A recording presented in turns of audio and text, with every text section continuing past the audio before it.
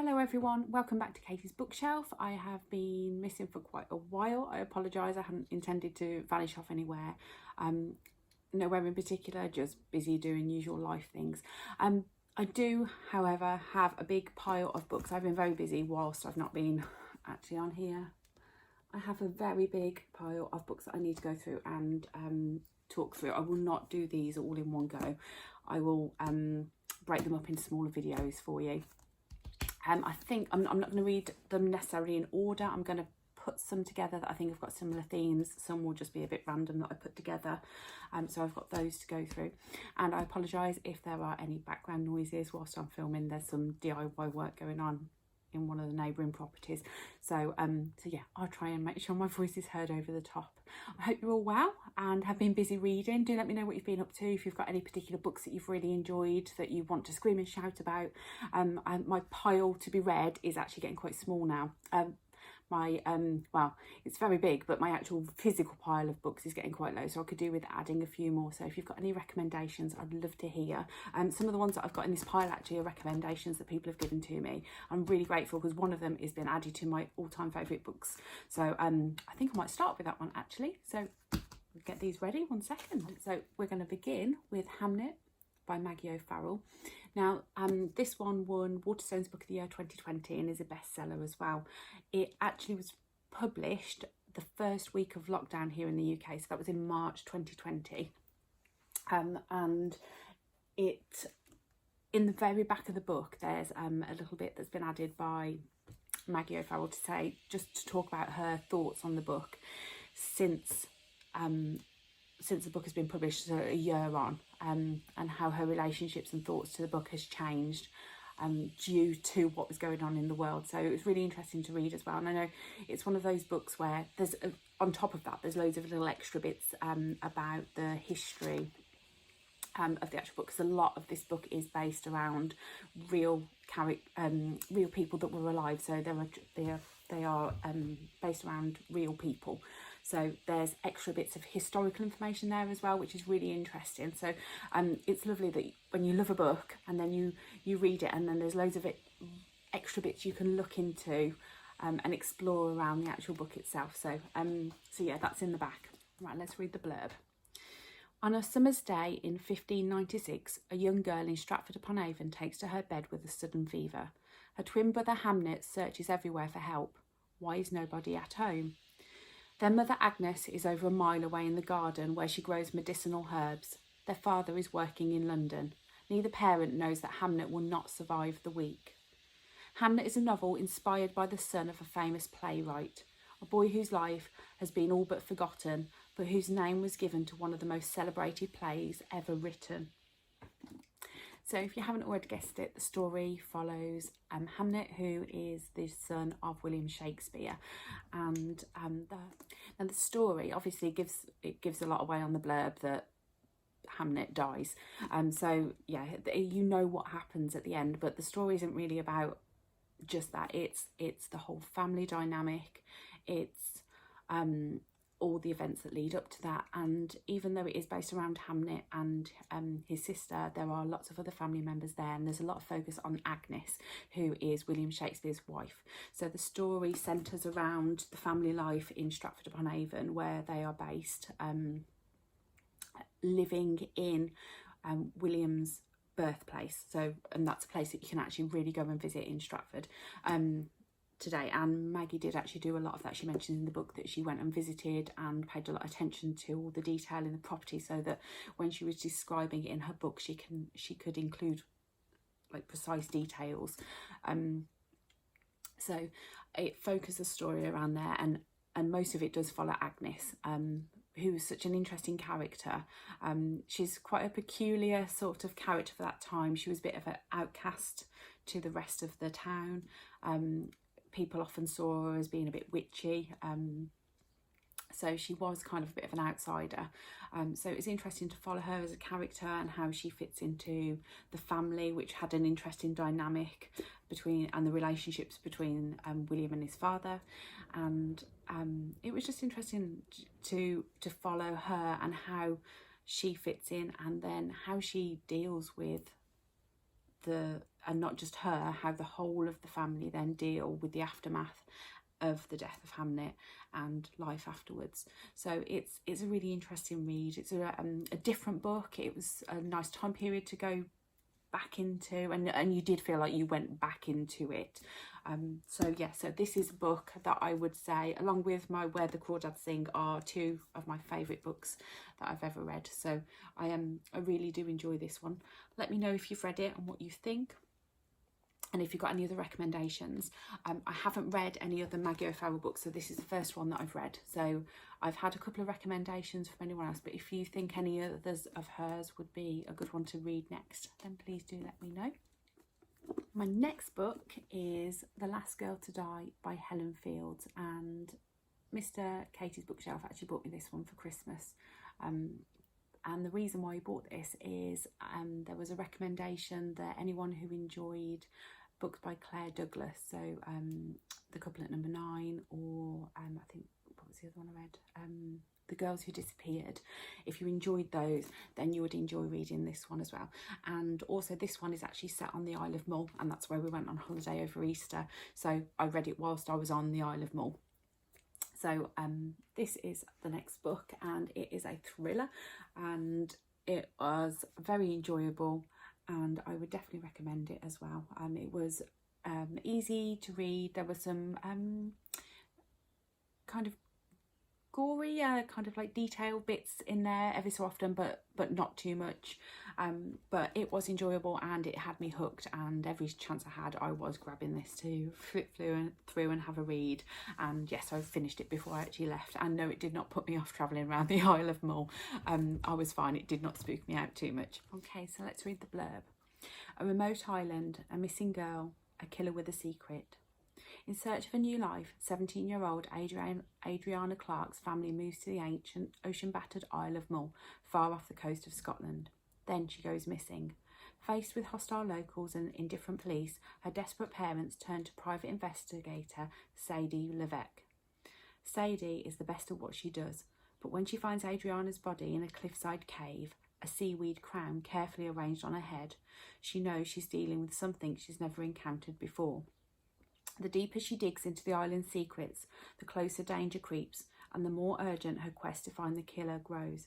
Because what if Adriana is not the last girl to die?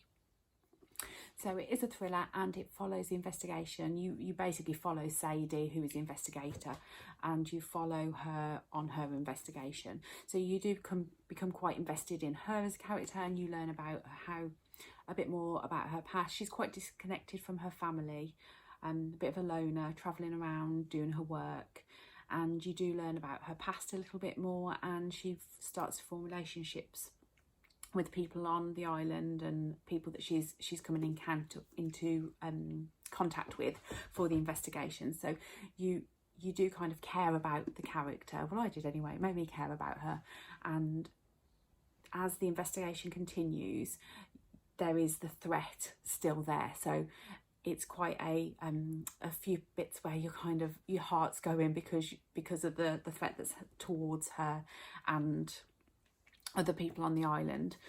So it's one that has you on the edge of your seat occasionally. It has a lot of description of the island as well, so it was the perfect thing to read whilst I was there. And part of me was like, do I read it before I go, or do I read it whilst I'm there? But I'm glad I left it until I was actually on the island. And then I was travelling around and actually visiting some of the places that are mentioned and described in the book. And it didn't scare me. I wasn't scared, and it didn't kind of put me off wanting to visit any places. But the description of the moody landscape was really fitting to what the island is really like. There was a lot of the history as well. So in two ways, I'd say. So you've got the history of an event. So there was a ship from the Spanish Armada that ran aground, and there's like a shipwreck by the island. So it kind of links in with that. I can't remember the name of the actual ship, but I remember seeing references to it when we were sightseeing around the island. So that's mentioned in there, and there's links to that. But then there's also links to the history and the myths and legends of the people from the island as well. So it's really interesting to actually be on the island reading the actual book. So I'd say if you enjoy a thriller, something that keeps you guessing all the way through, and I was guessing all the way through. I had 1 second, and I did, the person that did it, I did suspect them at the start when you first kind of come across the character, but then I wasn't 100% sure, and then we moved on, and then I thought it was someone else, then I thought it was someone else. So I do enjoy a book that keeps me guessing all the way through. So it is a book that will keep you guessing all the way through. Let me know what you think of the ending as well. So I don't want to give anything away, but it was one of those ones where I was like, no, but then at the same time, I think some ways it needed to end that way, but I don't know. Let me know what you think. Let me know what your thoughts are. But yeah, if you enjoy a thriller, like to be guessing and trying to put clues together, then I'd give this one a go. And then you've just got the added bonus of the description of the Isle of Mull, which was just stunning. It was a beautiful place. So yeah, give that one a try. And if you've read any other books of Helen Field's, let me know, because this is the only one I've read of hers. So I'll there's a few that they mention of hers, but I'd like to know, yeah, if you've read one, give me a recommendation of which one would be good to read as well. Okay, I'm going to squeeze in another book. I'm going to do another one, and I'm going to put the latest one that I've read. So this is fresh in my brain. I literally finished this yesterday. So this is The Keeper of Stories by Sally Page. I believe this has been shortlisted for a prize. I'm not sure what prize. I'm not sure whether they've announced who the winner is, but I do know it's been shortlisted for a prize. It is a bestseller, and it was... Now this book I picked up twice. I've picked it up, I've started it, I've read a page or two, a few pages, and then I paused, and I can't remember why, and went on to read something else. And then I picked it up again more recently, started reading it, and then forgot to take it with me when I needed a book to read whilst I was waiting for something, but I grabbed another one instead, and that one I started reading and read. So I've kind of took another little pause with this one and then carried on with it, but I'm so glad I did, because I did enjoy it. It's a really interesting story, actually, the concept of the actual book itself. So let me read the blurb for you. Cleaner Janice knows that Cleaner Janice knows that it is in people's stories that you really get to know them. When Janice starts cleaning for Mrs. B, a shrewd and tricksy woman in her 90s, she finally meets someone who wants to hear her story. But Janice is clear. She is the keeper of stories. She does not have a story of her own, at least not one she can share. Mrs. B is no fool and knows there is more to Janice than meets the eye. After all, doesn't everyone have a story to tell?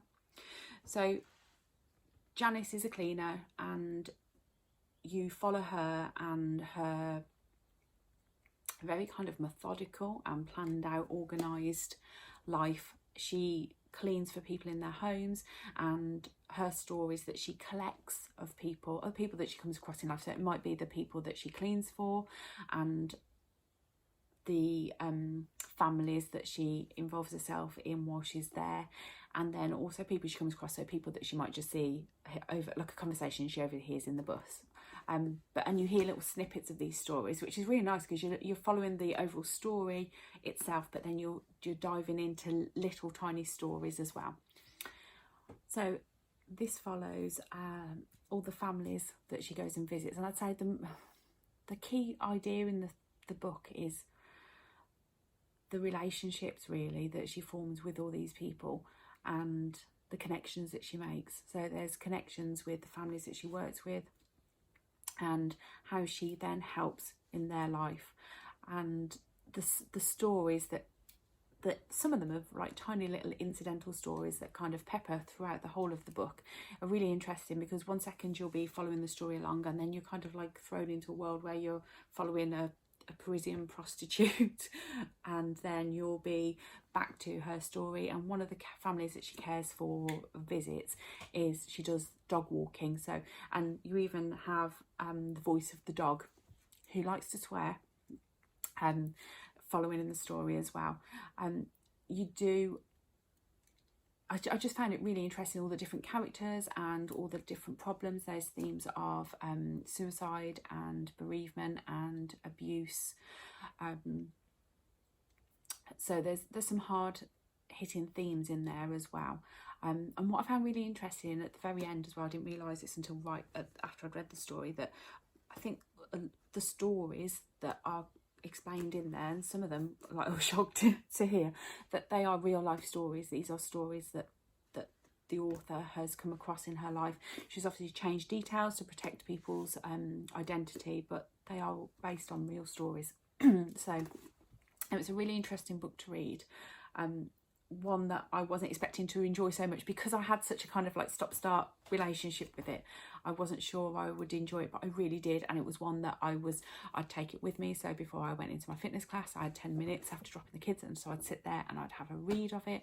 I took it with me to the hospital yesterday for an appointment. I was sat there reading, almost in tears, having to hold back the tears in the middle of the waiting room. The woman opposite kept looking at me. I'm sure she thought I was a little bit nuts. So yeah, I'd definitely give this one a try. It's the only Sally Page book I've read. I do not know if she's got other books, so do let me know what your thoughts are of the book, and if you've read any others before, and if you recommend any. Thank you for watching, and I apologise again for leaving it so long. Hopefully I'll try and get caught up with these books and then keep on top of them.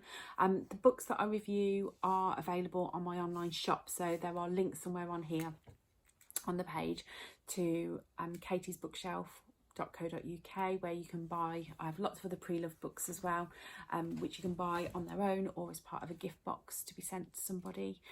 I'm also, if you want to keep in touch to see what I'm reading, I do update it a little bit more, my social media pages, so on Instagram and Facebook, so I think the links are on here as well.